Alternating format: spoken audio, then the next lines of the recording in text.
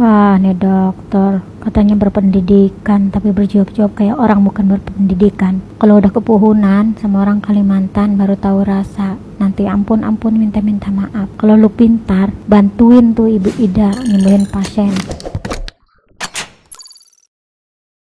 Hola netizen yang tercinta, saat ini sedang viral dibahas pengobatan alternatif berbagai penyakit yang dilakukan Ibu Ida Dayak Andriani atau yang lebih dikenal dengan nama Ibu Ida Dayak. Video pengobatan Ibu Ida Dayak menjadi sorotan netizen yang tercinta. Ibu Ida Dayak semakin viral karena dia tidak memungut biaya dalam pengobatannya dan juga tidak memiliki lokasi pengobatan. Dia langsung datang ke daerah-daerah tertentu. Salah satu dokter yang banyak mengkritik pengobatan alternatif Ibu Ida Dayak di media sosial adalah Dokter Muda Felix dengan akun @felixgiovahart. Pada salah satu videonya, dia menjelaskan mengapa Ibu Ida Dayak bisa meluruskan tangan seorang pasien yang bengkok. Menurut penjelasannya, sebenarnya tangan bengkok tersebut dalam istilah medis disebut sendi palsu. Kondisi di mana tulang seseorang bisa bergerak bebas, tidak seperti orang normal. Di video lainnya, dokter muda itu juga menjelaskan mengapa dokter tidak bisa menggratiskan pengobatannya seperti yang dilakukan Ibu Ida Dayak. Dia menjelaskan, dokter merupakan tenaga profesional yang memiliki kode etik, landasan hukum, dan tanggung jawab pada pasien. Walau begitu, pengobatan Ibu Ida Dayak masih terus viral di media sosial. Bahkan, dia melakukan aksinya di depan mantan Kepala BIN Hendro Priyono serta istrinya. Ibu Ida Dayak juga pernah disapa langsung mantan Panglima TNI Andika Perkasa serta istrinya dan membawanya untuk melakukan pengobatan di rumahnya. Nah, gimana nih menurut netizen yang terhormat? Silahkan berkomentar ya.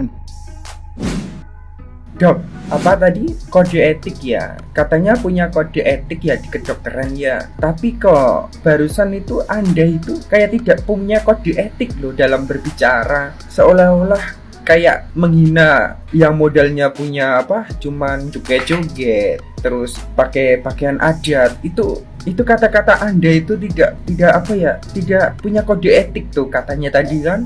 Katanya dalam kedokteran kan kode etik. Nah, lebih baik tuh benahin tadi tuh kata-katanya tuh dulu deh, atau di pelayanan dulu nih, dibenahin dulu pelayanan pasien BPJS. Pasien BPJS itu membayar loh dok, dia membayar bukan gratis. Lebih baik pasien BPJS tuh dilayani selayaknya orang yang membayar biasa gitu dok, jangan kayak yang viral-viral gitu loh, kasihan.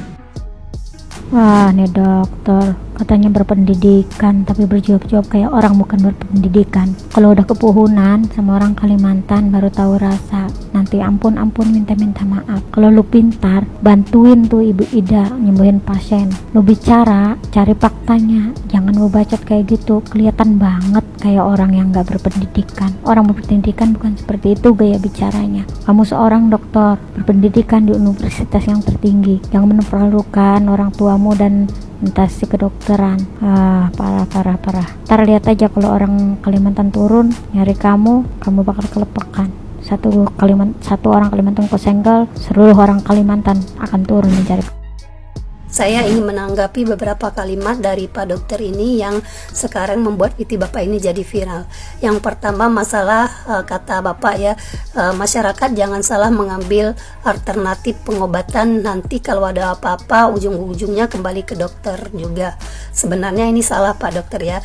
Rata-rata orang yang berobat ke Bu Ida ini sebenarnya orang yang pernah berobat ke dokter tetapi tidak sembuh. Seperti misalnya dia pernah patah tulang tetapi tulangnya bengkok, pernah digigit tetapi masih bengkok dan sebagainya, pernah dioperasi tulangnya tetapi tidak bisa sembuh secara permanen, diurutlah sama mereka. Atau mungkin yang bagi yang stroke ya bertahun-tahun dia mengobati pengobatannya di dokter tetapi tidak menunjukkan hasil yang membaik, akhirnya mereka ke Ibu Ida.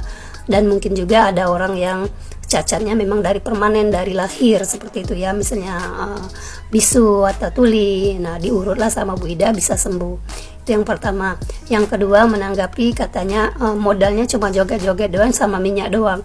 Tapi jangan salah loh, walaupun modalnya cuma joget-joget sama minyak doang, tapi hasilnya bisa dibuktikan loh dalam hitungan menit, 7 menit bisa kelihatan hasilnya. Kadangkala kita ngomong ya berobat ke dokter, walaupun peralatan canggih belum tentu bisa sembuh berbulan-bulan ya. Bahkan kita penyakit yang kita nggak sepele saja seperti flu, paling minimal 3 hari baru kelihatan hasilnya. Nah ini Ibu Ida penyakit yang nggak bisa bertahun-tahun nggak sembuh, sama Bu Ida dalam hitungan 7 menit, 5 menit, 10 menit aja bisa kelihatan langsung sembuhnya. Jadi jangan pernah menyepelekan metode pengobatan Bu Ida. Metode pengobatan Ibu Ida ini nggak bisa dipelajari di bangku kuliah, walaupun misalnya kuliah bertahun-tahun atau udah habis uang ratusan juta untuk menempuh pendidikan, belum tentu bisa menyamai keahlian pengobatan dari Bu Ida. Jadi ini beda jalur. Yang ketiga, menanggapi katanya ujung-ujungnya masih harus dibeli minyak. Minyak tersebut juga bakal dibawa pulang Pak Dokter untuk ngobatin, untuk ngurut di rumah. Jadi bukan bakal minyak gorengnya Bu Ida di rumah. Ya, sedangkan kita dokter aja ibaratnya kadang baru konsultasi aja sudah bayar, belum diobati. Ini pasien udah diurut ya. Yang namanya manusia Bu Ida ini kan butuh makan. Wajarlah dia meminta untuk membeli produknya, membeli minyaknya ya. Terlepas dari jasanya dia mengurut itu lain cerita. Itu jasa keprofesionalan dia dan dia sudah melakukan tugasnya. Terlepas sembuh atau tidak itu kan tergantung Allah, kata Bu Ida. Tapi dia suruh beli minyak untuk urut-urut di rumah. Jadi bukan untuk ibaratnya untuk Ibu Ida bayar 50.000, itu bukan bayar jasa Bu Ida. Istilahnya hanya beli minyak untuk urut-urut. Itu aja kok diproses Pak Dokter. Padahal kita kalau berobat dokter lebih dari itu ya. Hai saudaraku, sahabatku di seluruh penjuru Nusantara. Saya Kanjeng Mami Wina Ayu, salah satu Dewan Pakar PPTMN, mensupport, mendukung dan salut apa yang sudah dilakukan oleh Ibu Ida Dayak. Memberikan jiwanya, membaktikan totalitasnya dalam membantu menyembuhkan orang lain. Please untuk pihak-pihak hanya karena tidak mau dikalahkan, karena tidak mau tersalib, lantas mengalahkan sebuah kebenaran dan selalu mengajukan pembenaran bahwa apa yang dilakukan Ibu Ida Dayak itu melanggar bla bla bla bla. Please, Indonesia itu kaya akan budaya. Leluhur kita banyak warisan yang namanya pengobatan, penyembuh dengan terapi apapun. Untuk Ibu Ida Dayak, ulun salut sama pian. Salam sayang dari kami, Indonesia Jaya, Nusantara. Salam. Halo guys, siapa sih yang nggak tahu Ibu Ida? Sekarang Ibu Ida ini lagi ramai ya, diperbincangkan karena kemampuan dia menyembuhkan orang, mulai dari patah tangan, yang nggak bisa ngomong jadi ngomong, yang nggak bisa jalan jadi bisa jalan.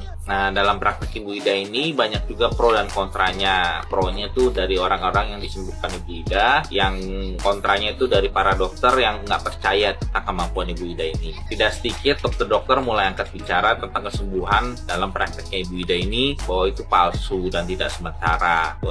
Mereka mengatakan itu sendi palsu kalau nggak salah ya.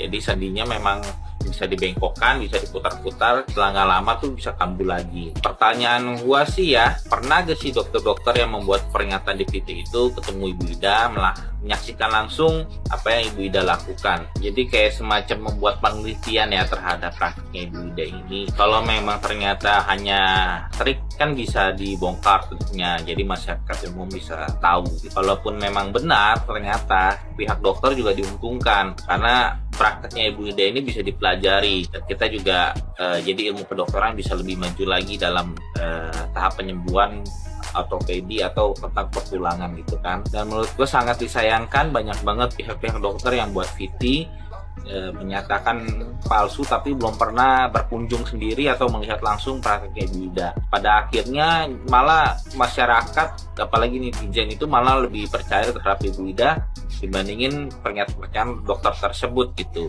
Ini bisa dibuktikan atau bisa kita lihat dari makin ramainya orang yang datang atau mencari Ibu Ida untuk berobat.